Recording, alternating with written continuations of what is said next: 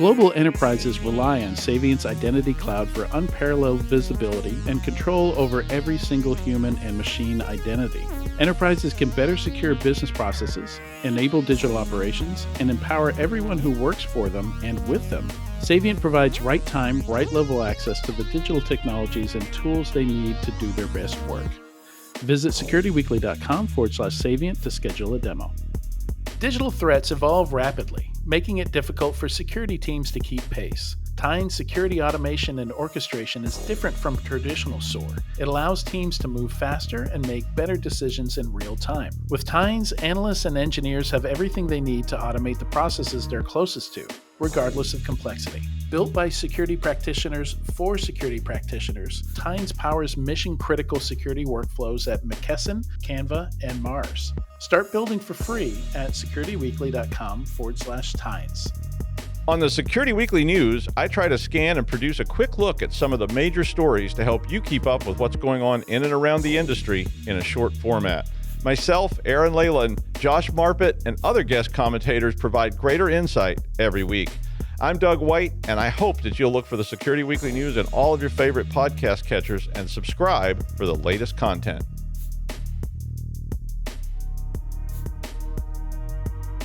Welcome back to Enterprise Security Weekly.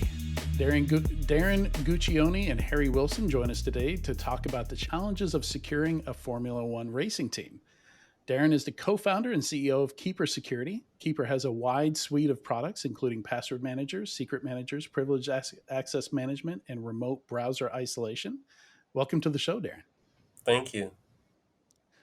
Also with us, we have Harry Wilson is the head of information security at Williams Grand Prix Engineering.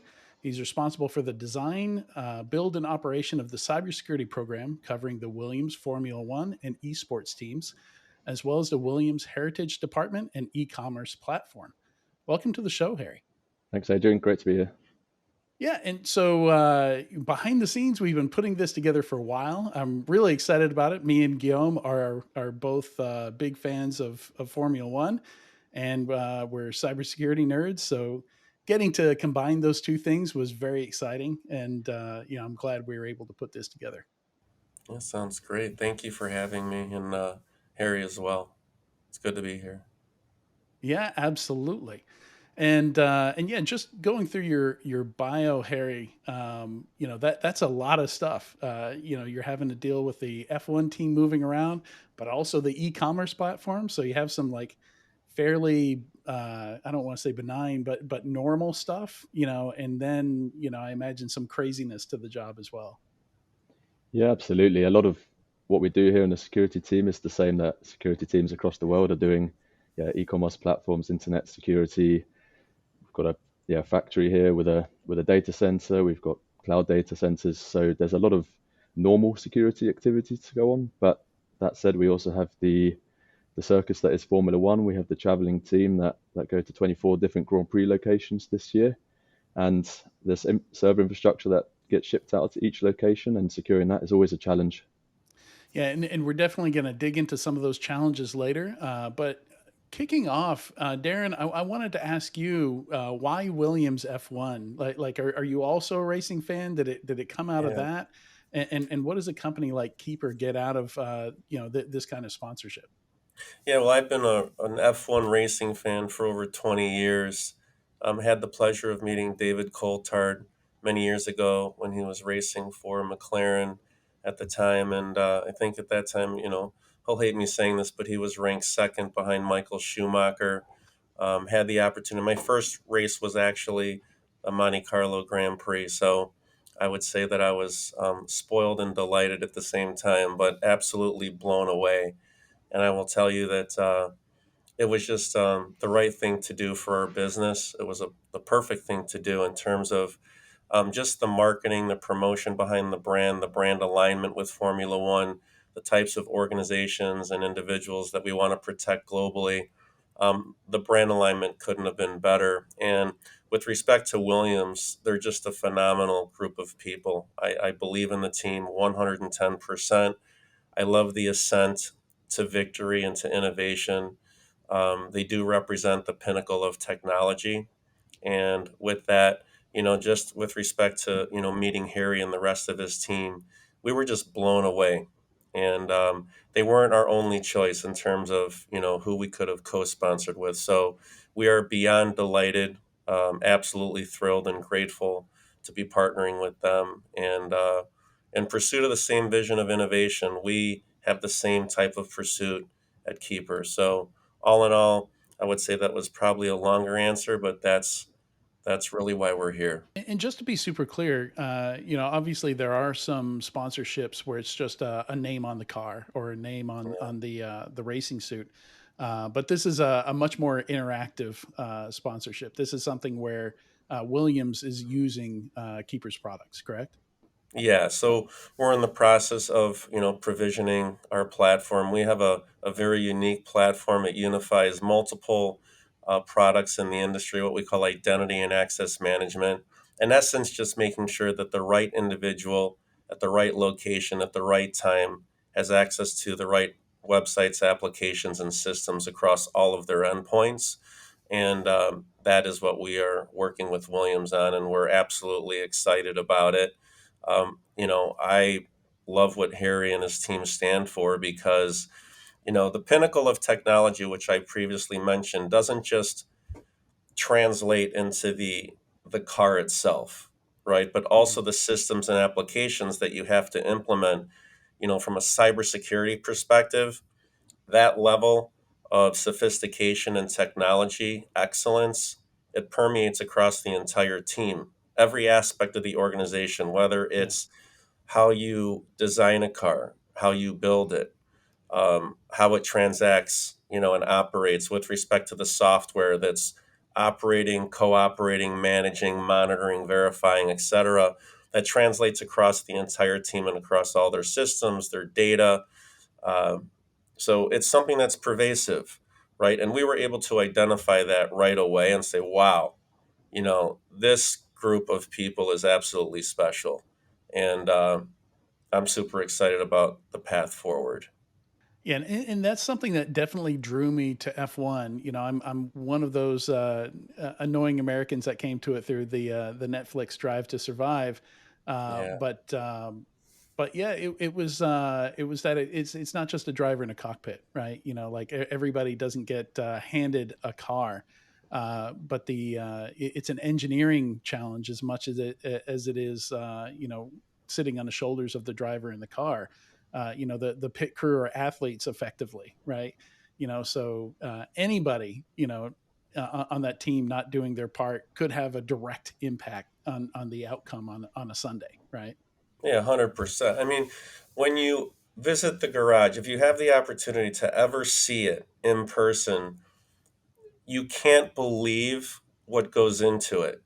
The design, the way that it's created, the work inside the garage with all of the engineers. It's almost like looking at a fighter jet with wheels, Yeah. right? It's that sophisticated. And it's unlike anything that you'll ever see in any other sport, right? Every guest that we've ever brought to any of the races that haven't been to a Formula One event before, they're just blown away. It's like completely like I've had so many people, even in the grandstands, regardless, just the overall experience and the energy and the excitement, they'll tell me, I've never experienced anything like this in my entire life at any sporting event. This was a life changing experience. And I know that sounds profound, but when you see what people are capable of creating and the way that they work together to build something so miraculously fantastic, uh, you have an immense emotional response to it. And that's what Formula One does. And Williams Racing, at its core, is all about that. It's not like they produce beverages or automobiles right in the ordinary course of another business or an ancillary business. They are to the core 100% DNA, all about racing. Formula One at its best, what they do, right, with their academy and bringing drivers up, Hmm. all of it. Just we saw so many corollaries in their business to ours. To us, it was like a no brainer. Yeah. So Harry, we've definitely seen James Valls has been very vocal about modernizing some of Williams' practices, and it makes me wonder. When I get a chance to interview you to ask you, does that make you, getting budget? Are you being prioritized in a way that maybe your equivalent in another team is not right now? Does it make it easier for you to? Or in a different type of company, Right, right? exactly. Or yeah, different type of company. Yeah, so James is incredibly vocal about the business-wide transformation that Williams Racing is on, and our sponsors play a huge part in that. And Darren shared some kind words earlier, and the feeling's mutual. We select our sponsors based on a mutual desire to achieve our business goals and shared values. Darren spoke about innovation and performance, and that's critical to us, and it was critical to the keeper team, and that was clear during the not just the commercial conversations to begin with, but also the technical conversations throughout the onboarding. So for us, in the transformation that we're on, our sponsors do play a critical part of that.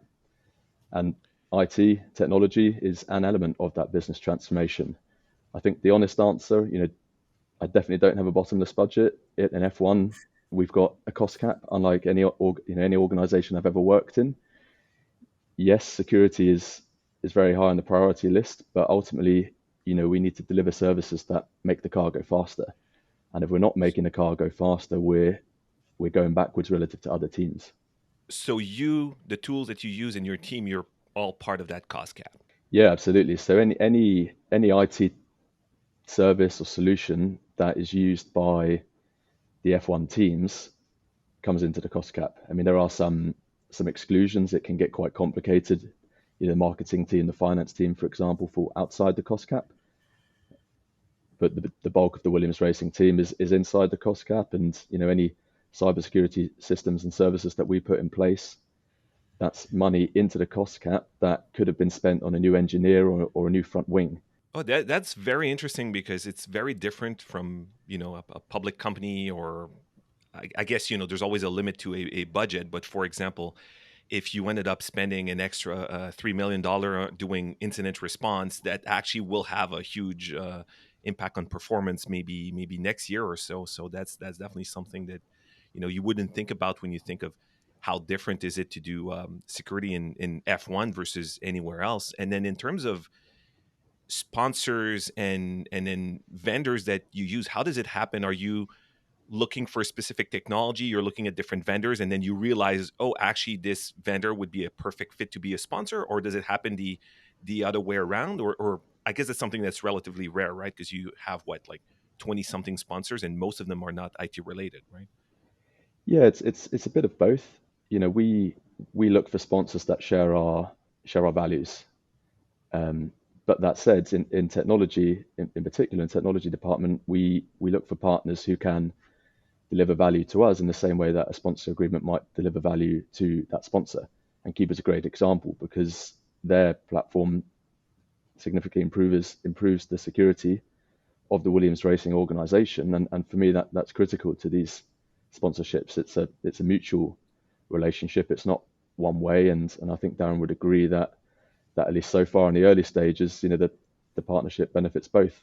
And does that also help with the cost cap if you're using things that are essentially cheaper for you because they're sponsored and they don't count? Or you don't have to answer that if that's secret Unfortunately sauce? not. Yeah, no, I can Oh, it answer that. still counts at retail value, or? Yeah, so I mean, we'd have to get the bean counters in if you wanted a long explanation, but the short answer is value in kind agreements, which is generally what happens with a sponsorship agreement. Even if you don't pay directly for the service, you have to account for that service within the cost cap. So you can't just fill your books with sponsorship services Okay. and blow the cost So that cap. means it's really got to be worth it. It's not like you're getting a huge discount in terms of cost cap or anything like that. So that's great to know.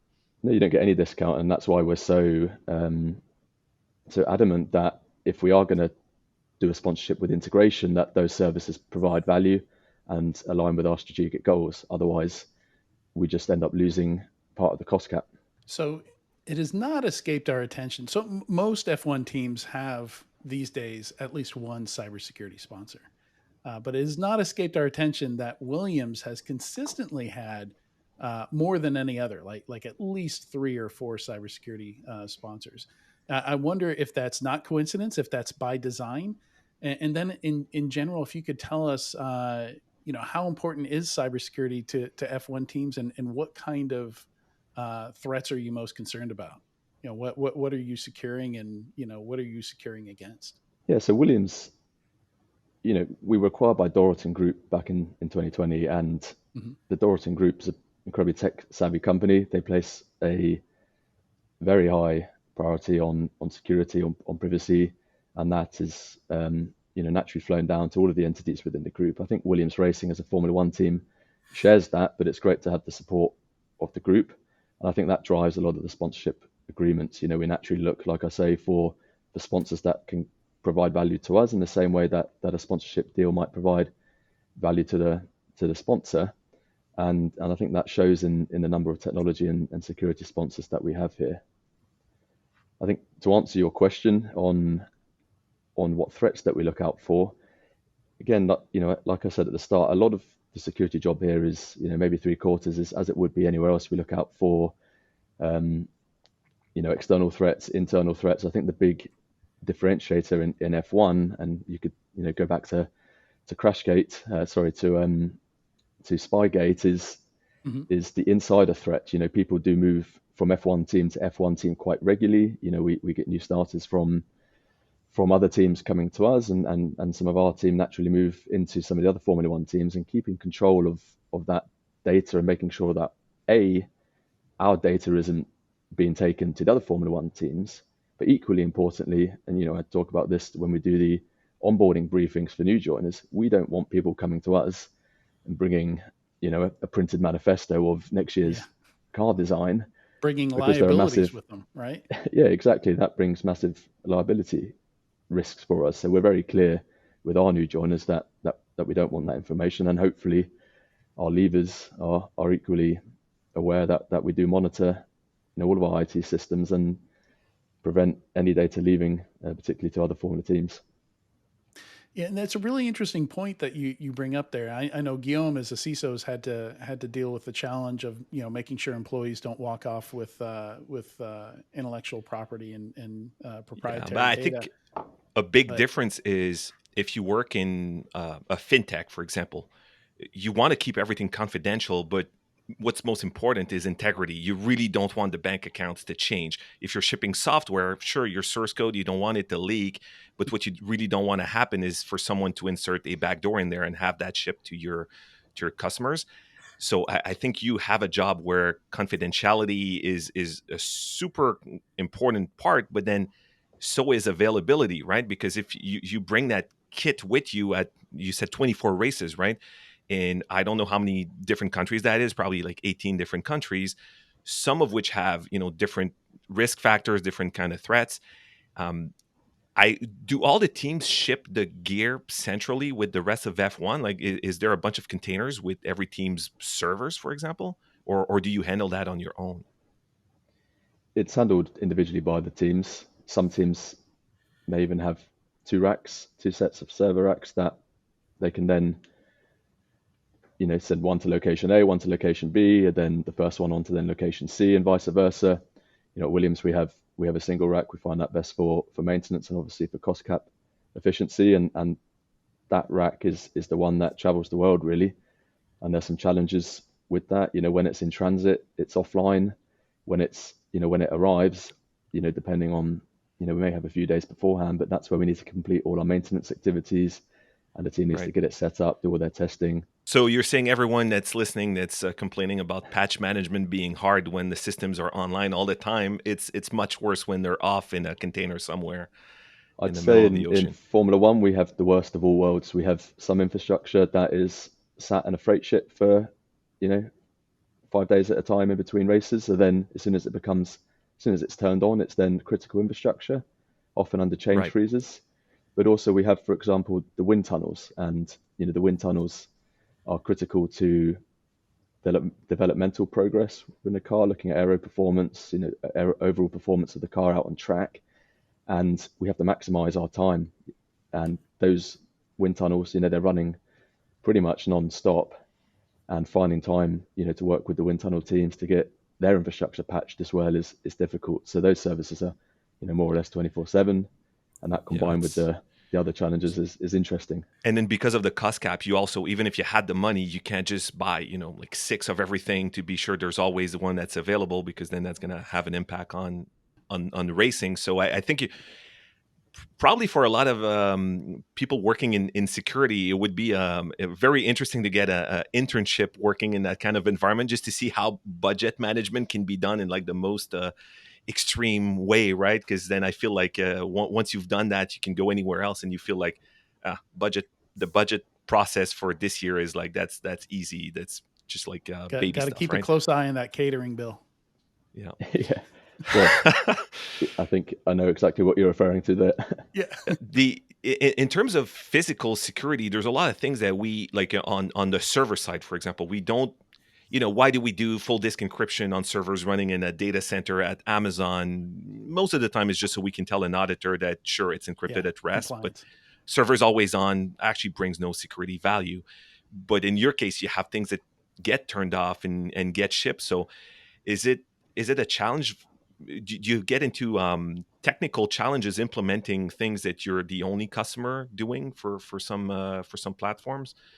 Things like encrypted virtual machines that are off and different things like that. What kind of issues you run into because of that model? We're rarely the only customer. I mean, there is a whole software development team, with Williams and in most Formula One teams that develop a host of custom software applications that do everything from running track simulations to running simulations on tire degradations and things like that. So where we do find that there isn't a commercial product that fits our needs, then we do have teams available that can often build those, at least from a software perspective. Yeah, and something that Guillaume brought up, that was an interesting point to me, is you're not just protecting your own intellectual property. Williams doesn't build their own engines; you use Mercedes engines. So in a way, you're also protecting your partner's intellectual property. And then if we take that a step further, but before we went live here, Darren was talking about some of the measures that they go through at Keeper, to protect things. So you also have some shared responsibility with your partners. Anytime you're using a product that stores something in a cloud that you don't control, there's an element of so there's this whole spider web, this network of trust that goes on with things that are outside of your control, right? Yeah, there is, and I think from a supply chain responsibility, Ross Brawn always used to say, back when they were working, back when he was at Ferrari, suppliers were fully integrated into the team. All information would be shared if that information could potentially improve trackside performance. They didn't keep his suppliers at arm's length, and I think he demonstrated that approach can be very successful. And it's my team's job, to make sure that we do our due diligence and make sure that we're bringing the right suppliers in place. If they need, we do an assessment to make sure that they've got the right security controls in place. If we identify any gaps, then we work with them to remediate those gaps. So I think it works both ways. We want, full trust with our partners, full integration where necessary. And like you say, there are supply chain risks that come with that approach. Yeah, and Darren, also to you, I imagine that's if anything keeps you up at night, it's you don't want to be the point of a breach, for your customers, obviously, and you're trusted with managing some of that as well, and Yeah. particularly because you've positioned yourself as the keeper of secrets, right? To play with the name a bit there. Yeah. So it's just look, it permeates every aspect of our business, right? There's a traditional sense. A lot of organizations tend to focus on IT, but the truth is that cyber criminals target every department now. Any employee at any sized organization could be a target, right? And so once they're in, typically there'd be a lateral type of movement, throughout the entire organization. So we are absolutely fanatical about security here. And in terms of data loss protection and prevention, that underpins, the application that, we build and protect and promote, market, and sell, right? So that, it's an internal control schema. It's also external, right? Because you want to prevent not just against the insider threat, but also the external. So it's pervasive. And that's where I think this whole identity and access management positioning is really important, because the industry has changed, especially with distributed remote work and multi-cloud computing environments where you have, some systems on premise, some off in the cloud. Everything has to be completely protected and monitored. So it's an immense challenge, especially with a race team when they have to logistically move from country to country, right, while maintaining critical security centric operations and performance. It's a massive undertaking. So we're happy to support them in that regard. So, Harry, correct me if I'm wrong, but I would assume that since insider IP theft is a pretty big concern, you're probably using a bunch of different data loss prevention technologies, maybe even DRM technologies. Is that also where something like um, remote browser isolation or enterprise browsers can come in? Like personally, I'm a fan of making sure the data cannot make it to someone's workstation, so I can worry about the workstation less. But I don't know what it is like in your environment. Can you tell us a little bit about how you protect data? Yeah, absolutely. I mean, we try to do security simply. So it starts, I think, with a simple classification scheme for your data, making sure that people understand what data, what types of data can be made available publicly, what types of data should be kept internal, and what types of data need to be, our confidential data needs to be kept, slightly more securely. And particularly in the UK and Europe, personal data under GDPR, and then obviously car designs, car performance data, and critical business data all falls under that third, confidential and sensitive category. So for us, the whole program starts with that definition, and then the technology underpins it. Making sure that within our Microsoft environment, those classification labels are available and that they're used and that the employees know how to use them. And then once they're in use, then applying security controls to them. So making sure that confidential data can't be sent to email addresses, for example, that are outside of the Williams environment, and all sorts of additional technical controls. I mean, you mentioned browser isolation. We do use that in some systems. I think email security is a good example. If there's a link in an email, then when that's detonated, it's detonated in an isolated environment, and that prevents any payload being deployed onto a Williams device. So there definitely are uses to that sort of technology. And we were just talking about someone bringing in liability. So maybe you use these tools in a way that most companies don't, right? So if I use DRM in my job, it would be mostly to make sure that our own files are not usable somewhere else. But I'm not necessarily scanning for documents that might be signed by, a different company, because it's not really a risk I'm concerned with. Is that something you have to be worried about, like actively looking for people bringing other people's stuff so you can deal with that person? I wouldn't say we have a large proactive program to go out and hunt down, that sort of data. We're quite clear with our employees that it's not something we're interested in. It's not something that we tolerated. Make sure that employees understand that if they do see, other team data being shared or used, then they, have the confidence to raise that to management. But it's not something that my team and I go out looking for, on a daily basis.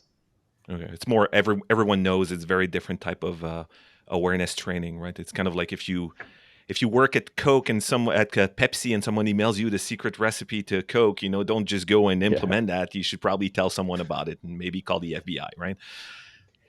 Yeah, exactly. I mean, we'd probably call it an administrative control. We make sure our employees understand our position, but we don't enforce it technically via DRM, at least in that situation, in that example that you gave. Okay.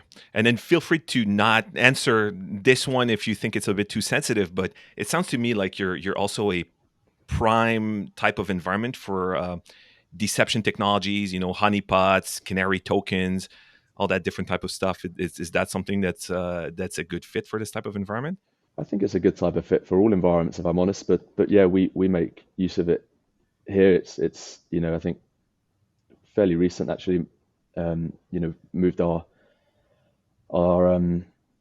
SOC systems over to Microsoft Sentinel, and part of our our monitoring capabilities and our monitoring strategy are to make use of honeypot environments, and they can be used to great effect. If the network is breached and people start sniffing around, and I think it just gives your SOC and your monitoring capabilities a bit of a boost, and makes it a little bit more likely that you're going to catch any intrusion if a breach is achieved.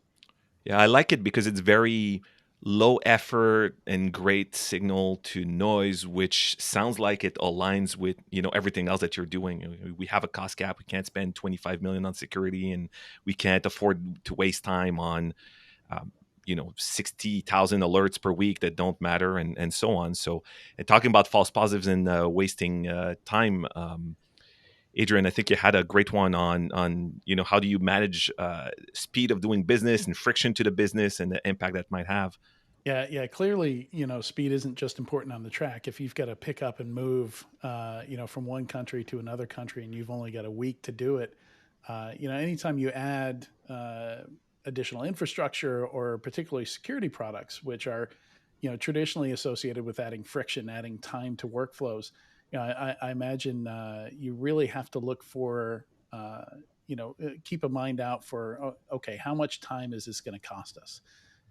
Guillaume brought up server encryption before. I remember watching an interview with Delta CEO after the CrowdStrike incident, saying that they had to manually recover 40,000 Windows servers that each had BitLocker keys, that had to be entered to recover them.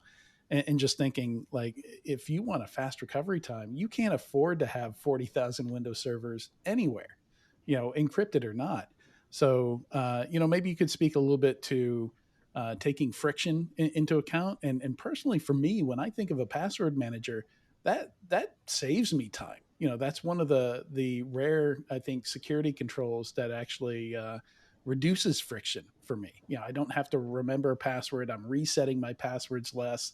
I'm spending less time trying to invent secure passwords. I just have it generated for me. So yeah, maybe speak about security controls and friction and how you balance that. It's an interesting question, and I think Keeper's a great example. When we did the Keeper onboarding, the Keeper deployment, there was initially resistance from the teams. People don't like change. You say, oh, another security change. You're going to make me. Everybody hates MFA. They hate the phishing campaign emails that they get sent, and then when they fail, they get told to do more training. So they're always a bit skeptical when my team and I come and say, hey, we've got the solution for you. And Keeper's a great example, because initially there was resistance, but the further we get through the deployment, the more positive feedback we have, not just to my team but within the organization. And now we actually have teams saying, hey, look, I've got this requirement, we've got a shared account, or a marketing team using all the social media channels to say, hey, we need Keeper. Can you move us up in your deployment plan? And it's something that has, I, like you, Adrian, it saves me a lot of time. I've been using password managers for years, but many of the Williams team are fairly new to it and are recognizing that they can save a lot of time using a password manager like Keeper. Yeah, and it's yeah. So what else, Guillaume? Anything you want to get to before we have to wrap here in a little bit? I don't know if we have any gotta ask one, but I was just following up on that topic. I think it's rare. I've worked in a lot of different organizations, including a kind of similar circus type environment, dealing with offline machines and all that. And password managers, and I would even say two-factor, that is not an OTP you have to type, that's a pain in the butt and so on, is one of the rare areas where you improve security significantly, but at the same time you reduce friction for people. What are other things that you've seen like that in your environment? Because anytime I have a chance to improve security and make people hate the security team less, I'll take it. So I'm sure our listeners would as well. Oh, good question. I should have a few That's a examples. great question. Yeah. No, because typically there's an inverse relationship between ease of use and security, right? But when you can bridge the gap as a security vendor, you've won. Right. Okay. So you're saying anytime you find something like that might be an interesting Yeah, product, that and is then the challenge, for any cybersecurity vendor and organization, whether you're creating the applications or provisioning and embedding them into your infrastructure across, your environment.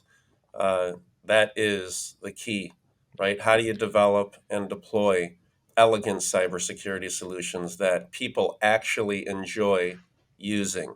I think we've seen more improvement on that side, more with servers going to containers and cloud functions and things that are immutable, super easy to manage. But I feel like on the end user and desktop management side, not so much. So there's probably a bunch of new stuff coming up in the next few years that we'll think, oh, how come we didn't have that? How did we live without that?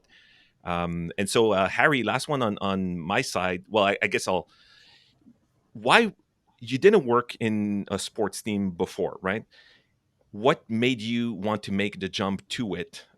Is it that you're adrenaline junkie, or is it the challenge of securing something completely different? What's in it?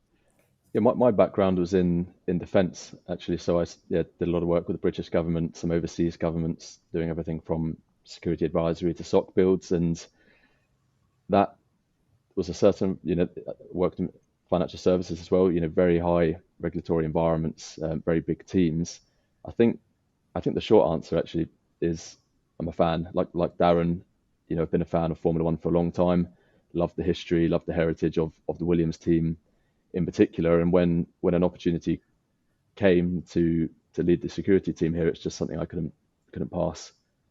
Yeah, and just to build on that a little bit, and to bring us home and wrap up the conversation here, what somebody else interested in working for a sports team, what are, you mentioned some of the pros. Obviously, you're closer to a sport that you love. You get to see it up close. But maybe what are some of the other pros and maybe some of the cons? Some of the reasons somebody might not want to do this kind of job. Well, particularly if you're a fan, it's great to be part of a team that you're a fan of. It's feeling like you're supporting the delivery of the results out on the racetrack. But I guess on the flip side of that, you are affected by the results. There's been weekends this year, particularly, for Williams, we're not where we want to be on the grids. We haven't achieved the results in the races that we'd want to, and that has an impact on you as well. We want to be fighting for podiums. We want to be fighting for wins, and I think as a team member, you do feel impacted. Coming in on Monday morning if it's been a bad race weekend, and that does show around the factory. But on the flip side of that, when you do well, when the guys score points, then the mood and the feeling around the factory is fantastic, and that's all part of being in a sports team. It's a much shorter feedback loop, right? Because if you work for a security vendor like I do, or like Keeper, competition is pretty heavy, but it's not a thing where every Sunday who's won and who's lost, right? It's something that plays out over the years, so it's a bit slower. So it must be fun. All right, so just before we close it out, I'll just remind you I'm right next to the Montreal track, so I'm going to be waiting for an invite next year. Thank you very much. Someone in the post, as long as you're supporting Williams. Well, of course, I'm from Montreal, and so Jacques Villeneuve is our only Canadian Grand Prix, F1 champion, actually. So, yeah, there you go. All right, Harry and Darren, thank you so much for joining us today. I'm thrilled that we got to do this, and that you got to join us, and we got to have this conversation. All right. Well, thank you. Thank you, and good luck with the rest of the season. Yeah, thanks, guys. Yeah, absolutely. Like it's looking pretty good after the last race. Those are some pretty solid results. We've seen Williams come a long way. So look forward to seeing them get into that upper pack. Yeah, we have high hopes, high ambitions, and we're looking forward to the next race. Well, thank you, everybody. And Harry, I look forward to seeing you soon. Trackside, of course. Likewise, Darren. Take care. Thanks, everybody. And a big thanks to everyone for watching or listening to this week's episode of Enterprise Security Weekly. We'll be back next week with one of my favorite CISOs, Wolfgang Gerlich, and with Whitney Young from Tynes.